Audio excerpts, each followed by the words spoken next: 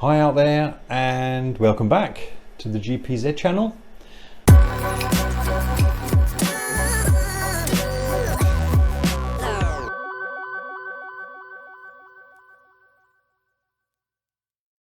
I've decided I'm going to paint it and not have it powder coated. Now the question is what paint, what color. Finding out paint codes from these old Japanese bikes isn't as easy as it is today. You have a paint code, you go down to your local paint shop and have it mixed up. Now I can tell you from experience that the frame, the original color of the frame, is extremely close to like aluminium wheels, car wheels. So I've used wheel silver before. It's extremely resilient paint. It's hard, so it's not going to flake or crack as quickly as normal metal paint, and it's a very good match. And to be honest, once it's on the bike, no one would ever know that it's not the original color. Now this frame wasn't black originally. This frame was silver, as they usually are, but about 13 years ago I did let's call it a quick paint job. The engine was still in the frame. I basically just took everything off the frame, sprayed it all black, put everything back on the frame. It was okay for 1 or 2 seasons, then it started looking tacky, and at the end it just looked horrible. So I have started to sand it just to see how easy it comes off, to see if it flakes or not. It doesn't flake. I'm not going to have a problem with any flaky parts, and that's it basically. So what I'm using is a 400 grit wet and dry, but I'll be using it dry first to do the first sand over. I will be giving it a complete once over with this 400 in dry. So I'm just going to crack on with the initial clean and the first sand down. There's not much to see, but I'll leave the camera running and just speed it up just so you can watch what I'm up to and listen to the chill out music in the background, which is all YouTube audio music, by the way. So I'm not getting into trouble with any of the music licenses. So let's crack on.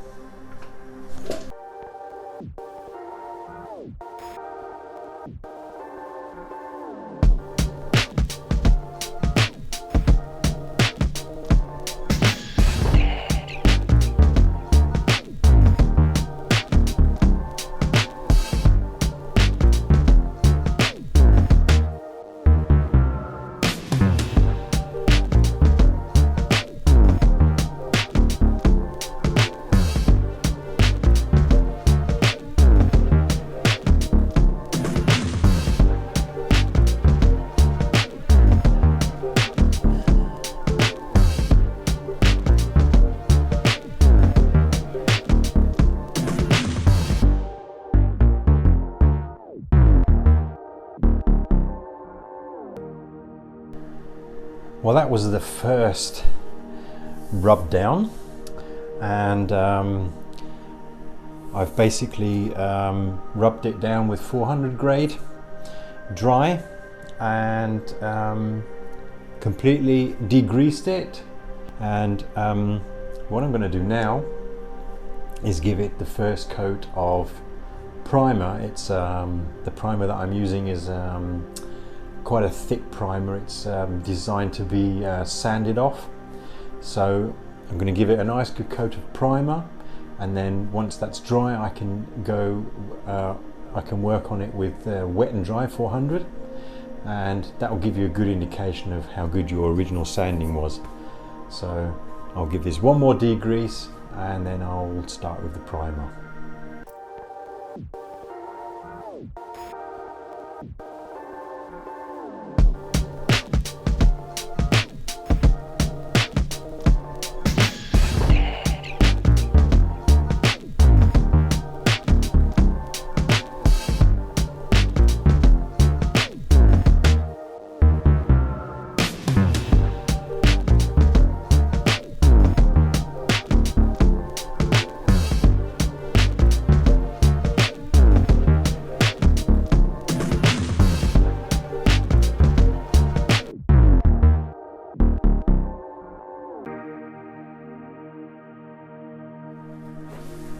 Whew.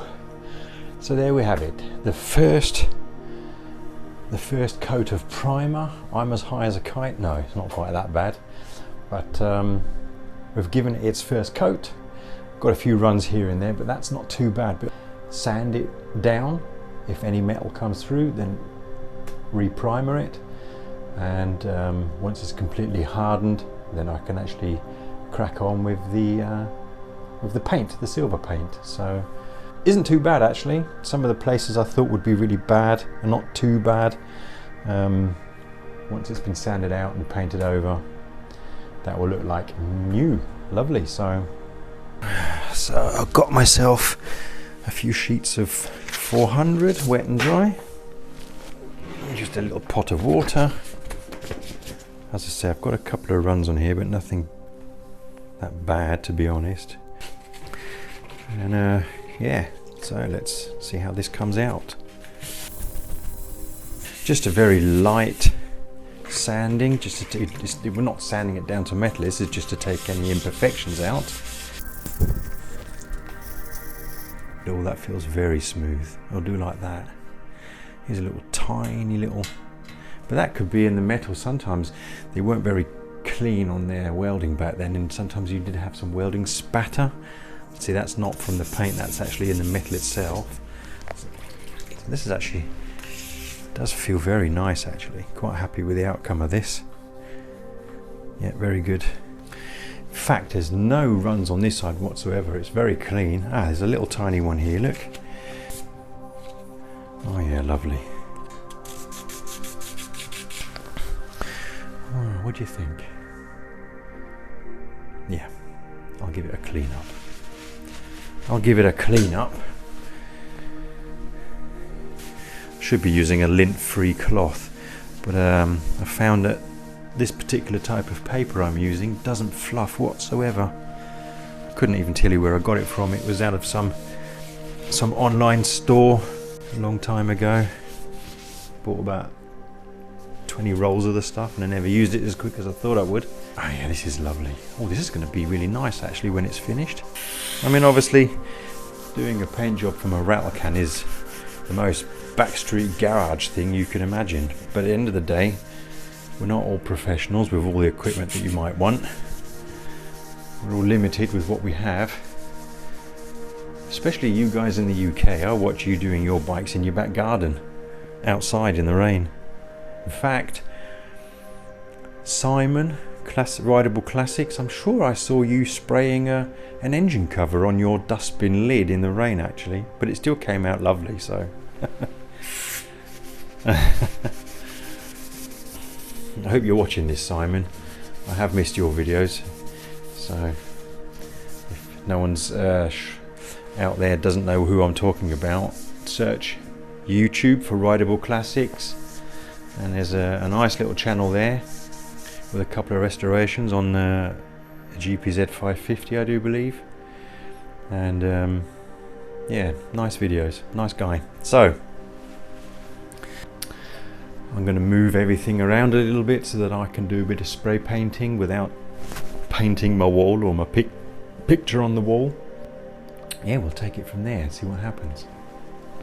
I've decided to make myself a little heat cabin because it's so cold at the moment that I do need to get a little bit of heat in this garage. I'm spraying in the garage, I really shouldn't, but should do it outside really for ventilation.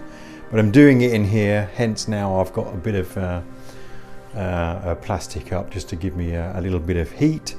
Had a fan going on, so it's warmed up a little bit in here now. I can see my breath still. Where did we leave you last time? Well, I sanded it, I primed it, I painted it with it's like wheel silver, and then I had a really bad thing happen. Once I'd painted it, I've got some clear coat lacquer which I put over the top, and the whole thing just went like matte white. I don't know what happened, or if the lacquer didn't match the paint, but it ruined it, and it was a shame because it did look good. So what I then did was let it dry out really hard. Then I went over with some 400 wet and dry, and the very last bit of the wheel silver that I had I put back on the frame. So it's a bit blotchy at the moment, but I have now gone and got myself 2 more cans, and I like to buy them in pairs so that they match this time. And I've got the wheel silver with the matching clear coat lacquer to go over the top. So the frame is actually looking very good. It's nice and tidy. So what I intend to do now is to spray it with the wheel silver, let that dry for a little bit, and then go with the clear coat. And when that's done, I'm hopefully finished with the frame. So 3 minutes on the rattle cans. Oh. So.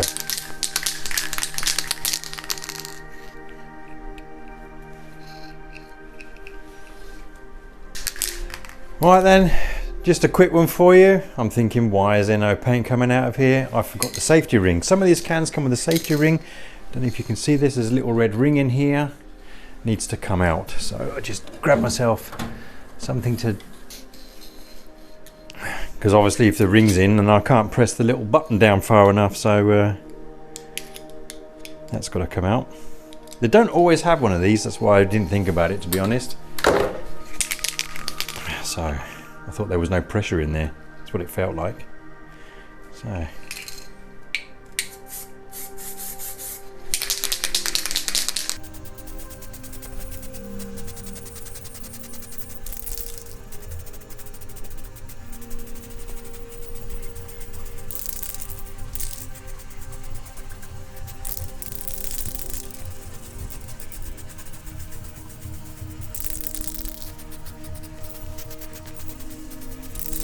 ooh, getting a bit smoky in here now. Whew. This goes on really good, this actually. There are some, I've used a few different wheel silvers, but this one is going on quite thick, so you've got to be careful you don't get any runs. Don't be tempted to go for it all in one go. And very lightly, just spraying it on in little bursts basically. And it's covering really well, to be honest. When this has got the clear coat on it, it's going to look brilliant. So, oh well, keep going. I should put a mask on, I know. I haven't. I'll be finished in 5 minutes. And then I'm going to be really happy. Whee!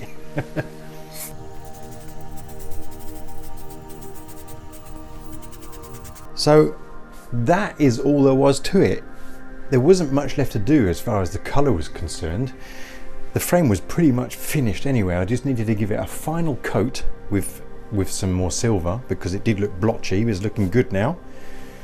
And so I'm basically going to let this dry now. It says on the can 15 to 20 minutes before I can then go over it with the clear lacquer. So I'm just going to sit here and watch paint dry. Right, so this has now been sitting here for about 20 minutes. It's actually dry to the touch. So now we can go ahead with the clear coat. And now the clear coat's always a bit, oh, if it goes wrong here, then you've messed it up. All needs to come back off again.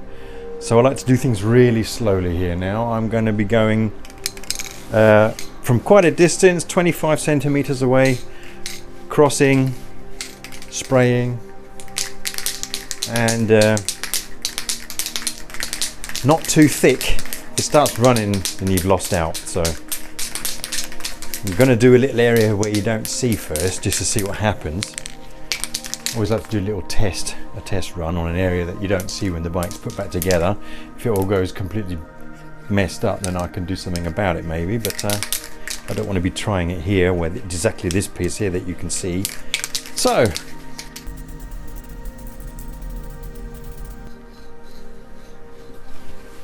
how does that look?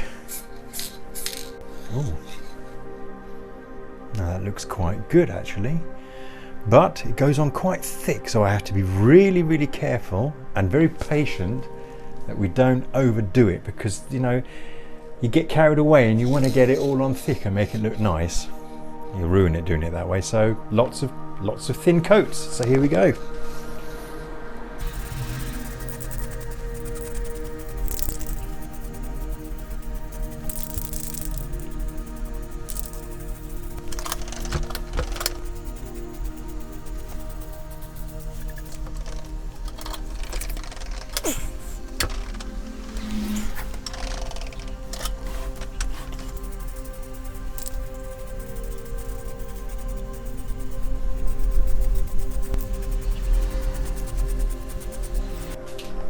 So here we go, let's wait for this one to dry. I'm actually quite impressed with the results. Don't really think it coming out on the camera too well, but for the first coat of clear coat, it's looking pretty good. Now, just something I'd like to address here at this point is I've been asked by quite a few people, why didn't I go for powder coating? I certainly would have had less work doing powder coating. It would have also looked perfect, and it will probably last for the next 25 years. But the thing is, we've got to be realistic about these things as well. I mean, this bike is 37 years old, and to be honest, it's worth nothing. There's a fan community who like these bikes. A lot of it is the nostalgia of the old bikes, but to be honest, what are they actually monetary worth? I know you shouldn't really put a hobby down to a value, but the thing is, you have to stay realistic. Now, at the moment, especially with the price of energy being so high, if I go for a powder coating on a frame like this, just the frame, then here in Germany I'm expecting to pay about 300 euros. Then you want to be doing things like the rear swing arm, maybe the front forks, with also a few other ancillary pieces. You're looking at putting maybe to 500 euros into a powder coating, and to be honest, I just can't justify that, me personally. It's totally, obviously, a personal opinion.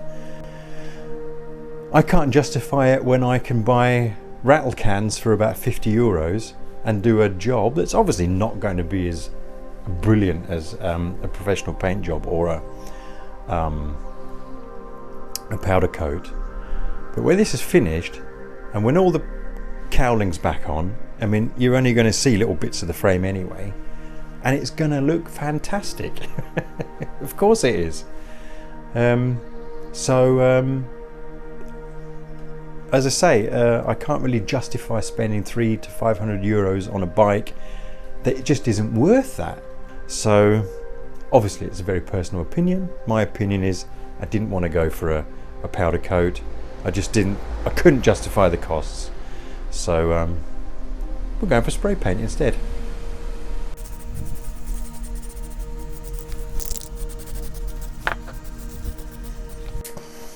So that, my friends, is that. I'll just do this bit here now. I can see where it hasn't gone on properly.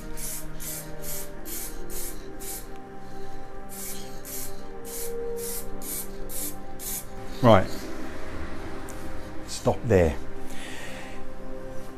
You do get carried away and you want to really give it some, but this is like very good finish. So it's a bit smoky out in here, so I shall now take everything back down again, put the bike where I need to be for when I'm doing the next part, and that is pretty much the conclusion of the paint job on the frame. So what's next? Well, when the frame's dry, the first real step is the engine going in. But the engine that came out of this it looks disgusting. It's in a really bad state. It will need some serious cleaning. It runs sweet. I had it on this for years. It runs really well, but it needs a real clean. It's all gunked up from the outside. It hasn't had any washing or any tender loving care for about the last 5 or 6 years. I don't think it's ever really been washed, to be honest. So once this is dry, I'll be putting a cover over it. Don't want anything to happen to this anymore, and then we'll move on to the next phase, which will be probably clean up the engine and engine back in the frame. So I sprayed something, not a big deal, not a huge video. It's taken me about 2 weeks to do this, purely because of the weather. But I'm hoping to cut the video down so it's watchable to about 15 or 20 minutes. So I'm doing this for fun, but I'd like to reach out to as many people as I can who like to do this sort of stuff, just to show you, yeah, you can do it in your garage. So subscribe, click on the alarm button, and you will get the subscribe. I've got lots of cars driving past, sorry. Click on the alarm button, and when the next videos come up, then you'll be notified. As always, thanks for watching. No gloves on today. See you next time.